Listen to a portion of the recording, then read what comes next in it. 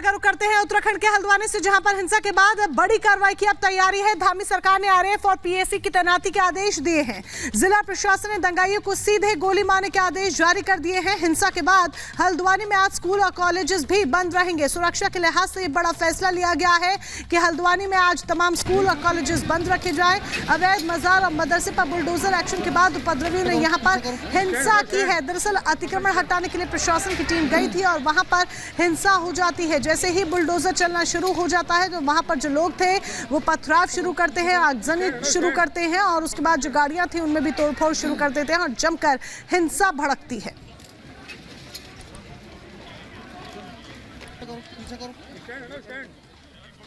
तो तस्वीरें लगातार हम आपको दिखा रहे हैं। ये तस्वीरें आप देख रहे हैं कि किस तरीके से हिंसा जो है वो भड़कती है और ये तब हुआ है जब यूसीसी को पास हो गया है। यूसीसी बिल पास हो गया और उसके ठीक एक दिन बाद देखिए कि उत्तराखंड के हल्द्वानी में किस तरीके से हिंसा होती है। बहरहाल हिंसा के बाद धामी सरकार ने सख्त आदेश भी जारी कर दिए हैं। पीएसी और रैपिड एक्शन फोर्स की कंपनियां तैनात कर दी गई हैं। दंगाइयों को देखते ही गोली मारने के भी आदेश दिए गए हैं। सरकारी जमीन पर अतिक्रमण कर अवैध मजार को हटाने जाने के बाद उपद्रवियों ने यहां पर जबरदस्त हिंसा की थी।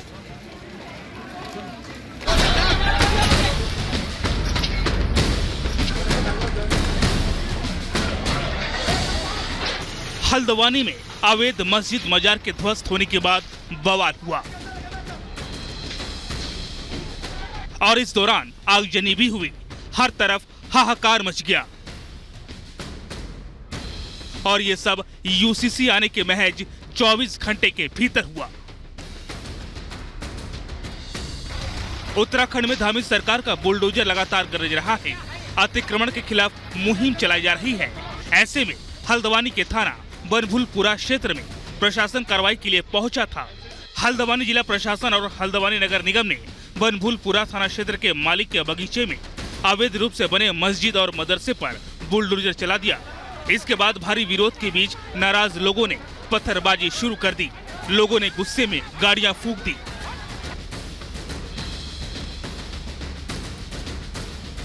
फिलहाल पुलिस ने पूरे इलाके को चारों तरफ से सील कर दिया है। उपद्रवियों की पहचान की जा रही है।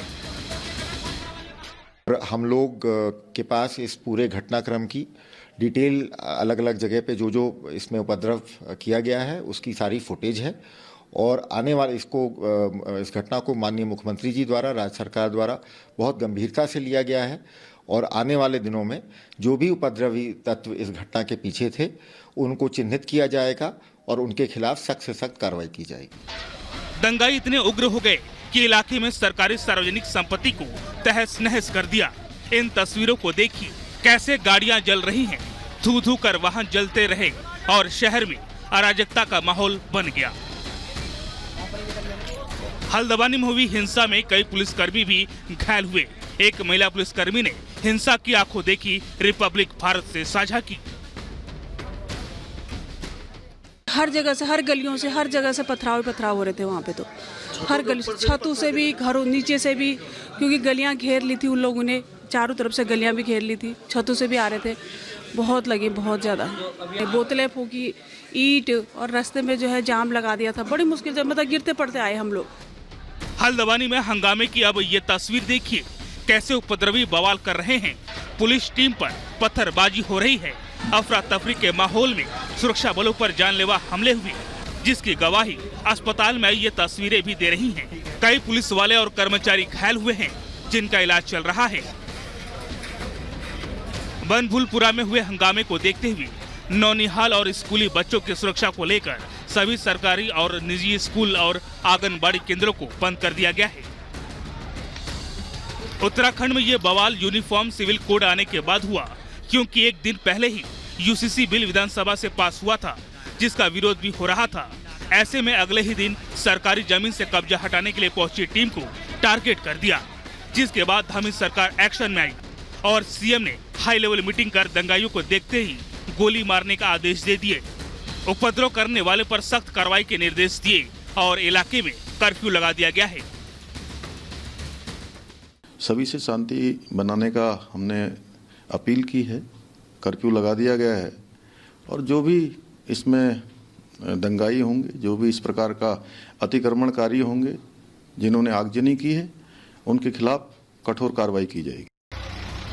प्रशासन का कहना है कि उन्होंने मस्जिद और मदरसा संचालक को पहले नोटिस भेजा था, लेकिन उन्होंने नोटिस के बाद भी मस्जिद और मदरसे के कोई दस्तावेज नहीं दिखाए, जिसके बाद ये कार्रवाई की गई।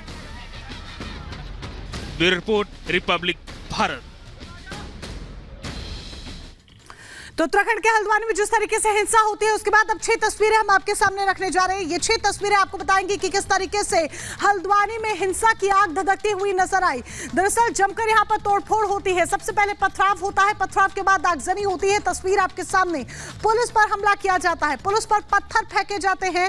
बुलडोजर एक्शन को अंजाम देने के लिए यहाँ पर प्रशासनिक टीम पहुंची हुई थी और जैसे ही देखिए अवैध मदरसे को गिराने की यहाँ पर कोशिश की जाती है, बुलडोजर एक्शन शुरू होता है। उसके बाद ये तमाम तस्वीरें जो आपके सामने हैं, ये तस्वीरें सामने आती हैं।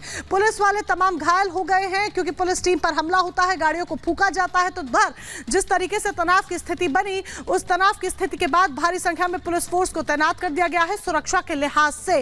तो हल्द्वानी में जमकर हिंसा हुई, लेकिन अहम बात यह कि हिंसा तब होती है जब उत्तराखंड में तमाम विरोध के बावजूद यूसीसी बिल पास हो जाता है और उसके बाद हल्द्वानी में ये तस्वीर देखिए, बुलडोजर एक्शन के लिए जब प्रशासनिक टीम पहुंचती है तो उसके बाद किस तरह की तस्वीर है आपके सामने।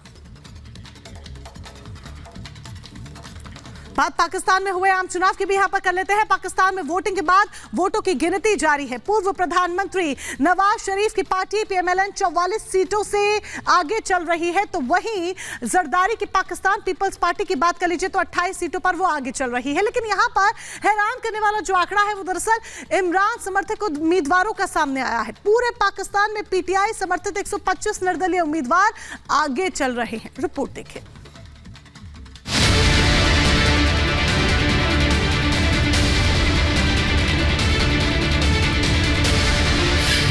जेल में बंद इमरान, क्या साथ देगी पाक अवाम?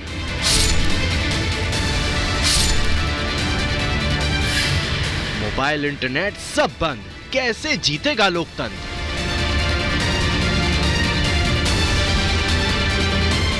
पाकिस्तान में हिंसा और आतंकवाद के बीच आम चुनाव खत्म हुआ। इस बार चुनाव में मुकाबला नवाज शरीफ की पार्टी मुस्लिम लीग एन और बिलावल भुट्टो की पार्टी पीपीपी यानी पाकिस्तान पीपुल्स पार्टी के बीच है।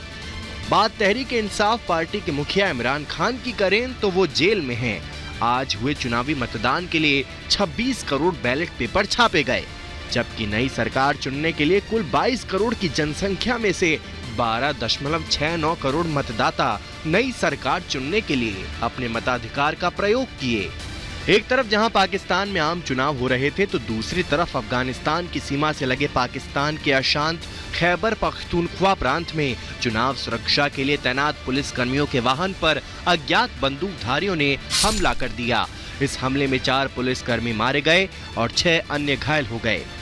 आपको बता दें कि मतदान सुबह 8:30 बजे शुरू हुआ और शाम करीब 5:30 बजे तक चला। पाकिस्तान के चुनाव आयोग ने कहा है आधिकारिक नतीजे 9 फरवरी को घोषित हो सकते हैं। पाकिस्तान की नेशनल असेंबली में कुल 336 सीटें हैं, जिनमें 266 सीटों पर मतदान हुआ है।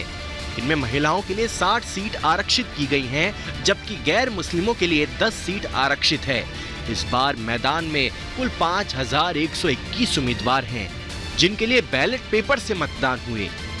भले ही पाकिस्तान में आम चुनाव हो रहे हैं, लेकिन पाक के आम चुनाव में इस बार कई आतंकी उम्मीदवार भी है। इस बार हाफिज सईद का बेटा तलहा सईद भी चुनाव के मैदान में उतरा है। हाफिज सईद का दामाद हाफिज नेक गुज्जर भी है। साथ ही अमेरिका से प्रतिबंधित मोहम्मद फैयाज अहमद, फैजल नदीम, मोहम्मद हारिस डार और मुजम्मल इकबाल भी चुनावी मैदान में अपनी किस्मत आजमा रहे हैं। साल 2018 में नेशनल असेंबली चुनाव में इमरान खान की पार्टी पीटीआई सबसे बड़ी पार्टी बनकर उभरी थी और 149 सीटों पर जीत दर्ज की थी। हालांकि पार्टी पूर्ण बहुमत हासिल नहीं कर पाई थी। बाद में पीटीआई ने छोटे दलों के साथ गठबंधन करके सरकार बनाई थी और इमरान खान प्रधानमंत्री बने थे, जबकि नवाज शरीफ की पार्टी पीएमएलएन ने 82 सीटों पर जीत दर्ज की थी। बिलावल भुट्टो की पार्टी पीपीपी के खाते में 54 सीटें गई थीं। पाकिस्तान में कौन सी पार्टी सरकार बनाएगी, कौन प्रधानमंत्री बनेगा, इसको लेकर कयास लगाए जा रहे हैं। लेकिन इस बीच एक रिपोर्ट सामने आई है। रिपोर्ट के मुताबिक नवाज शरीफ की पार्टी पाकिस्तान मुस्लिम लीग नवाज सबसे बड़ी पार्टी बन सकती है। दूसरे नंबर पर बिलावल भुट्टो की पार्टी पीपीपी के रहने की उम्मीद है। तीसरे नंबर पर इमरान खान की पार्टी पीटीआई समर्थित उम्मीदवारों के जीतने की संभावना है। रिपोर्ट के मुताबिक पीएमएलएन को 115 से 132 सीटें मिल सकती हैं, जबकि पीपीपी को 35 से 40 सीटें मिल सकती हैं। इस रिपोर्ट के मुताबिक 23 से 29 पीटीआई समर्थित उम्मीदवार भी चुनाव जीत सकते हैं। इन पार्टियों के अलावा अल्ताफ हुसैन के मुत्ताहिदा कौमी मूवमेंट को 12 से 14 सीटें, जमीयत उलेमा इस्लाम को 6 से 8 सीटें मिलने की उम्मीद है। Bureau report, Republic Bharat. और अब खबर बरेली से है, जहां पर आईएमसी प्रमुख मौलाना तौकीर रजा ने आज अपनी गिरफ्तारी देने का ऐलान किया है। दरअसल पहले उनके द्वारा एक भड़काऊ बयान दिया जाता है, उसके बाद उन्होंने खुद अपनी गिरफ्तारी का ऐलान किया है। लेकिन उनके इस ऐलान के बाद पुलिस फोर्स जहां एक तरफ अलर्ट मोड पर आ गई है, तो दूसरी तरफ इस्लामिया मैदान को भी सील कर दिया गया है। रिपोर्ट आपके सामने रखते हैं।